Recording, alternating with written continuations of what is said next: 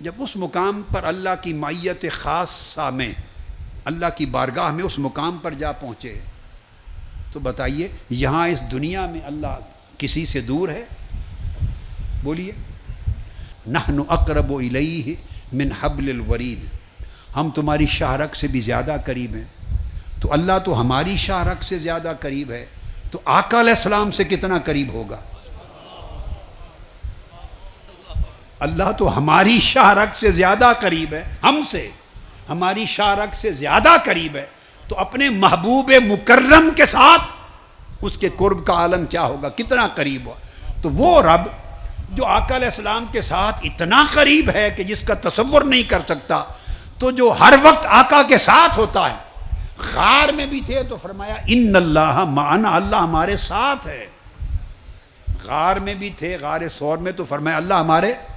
تو جب اللہ ہر وقت حضور کے ساتھ ہے اور آقا علیہ السلام سے کبھی جدا ہوا ہی نہیں، وہ اپنے بندگان مومنین سے جدا نہیں ہوتا، اپنے انبیاء و مرسلین سے جدا کیسے ہوگا؟ تو جب حضور کے اتنا قریب تھا تو وہ کون سی قربت تھی جس کے لیے حضور وہاں گئے؟ سوچنا ہوگا۔ یہاں جو ہر وقت قریب ہیں، وہ اگر یہی قربت تھی، یہی قربت جو زمین پہ میسر ہے، تو یہ قربت لینے کے لیے کعبہ قوسین پر جانے کی کیا ضرورت؟ یہ بات سمجھنے والی ہے۔ کوئی اچھوتی قربت ہے تو رب یہاں سے وہاں لے گیا، کوئی نرالی قربت، اور ہم مجلسی اللہ فرماتے ہیں کہ جو میرا ذکر کرتا ہے میں ان کا ہم نشین ہوتا ہوں۔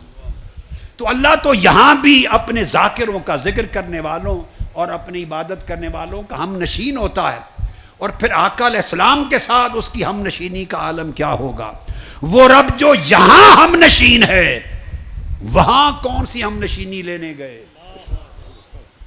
جو یہاں آقا کی سنتا اور دیکھتا ہے، وہاں کون سی چیز سننے اور دیکھنے کے لیے گئے؟ جو یہاں قریب ہے، وہاں کون سی قربت کے لیے گئے؟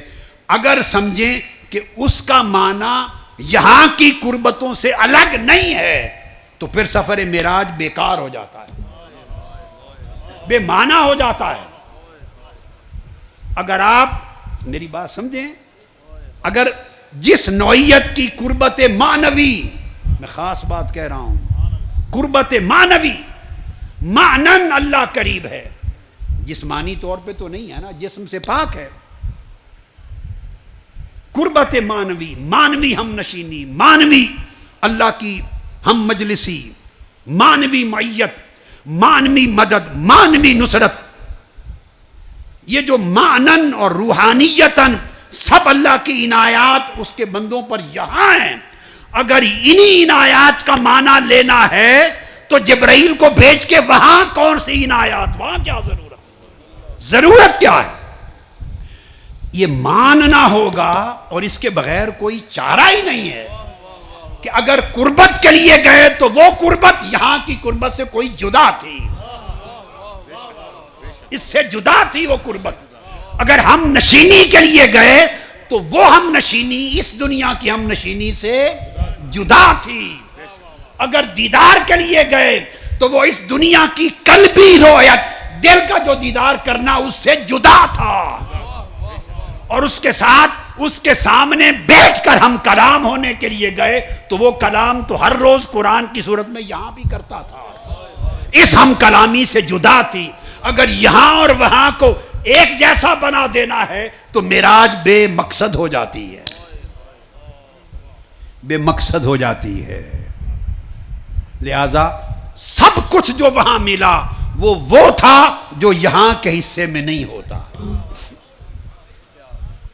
جو وہاں ملا وہ تھا جو یہاں کے حصے میں نہیں ہو جاتا۔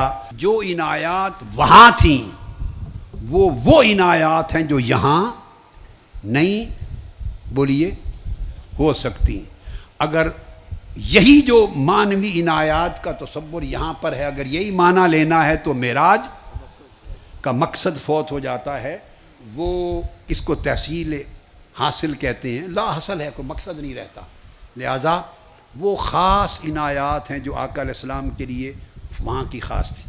تو آخری بات جو کہنا چاہتا ہوں یہ سمجھ لیں جو وہاں تھا اور وہاں بلا کر جو دینا تھا اور وہاں بلا کر جو آقا علیہ السلام کا حال کرنا تھا اور وہاں بلا کر جو آقا کو مقام دینا تھا اور وہاں بلا کر آقا علیہ السلام کو جو کچھ بنانا تھا، جو وہاں تھا اگر وہ یہاں ہوتا تو وہاں بلایا نہ جاتا، سو وہ یہاں نہ تھا اس لیے وہاں بلایا، اور جب وہاں سے پلٹے اور یہاں آئے تو ہمارے لیے یہ ساری کائنات یہاں رہی، آقا علیہ السلام کے لیے یہ یہاں بھی وہاں بن گیا، یہ یہاں بھی وہاں بن گیا۔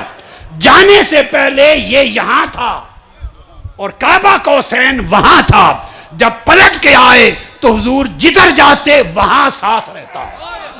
واپس آنے کے بعد آقا علیہ السلام ایسا کچھ ہو گئے تھے کہ جہاں رہتے جہاں جاتے، پھر وہ یہاں نہ رہتے وہاں ساتھ رہتا، پھر وہ آخر وقت تک وہاں میں رہے۔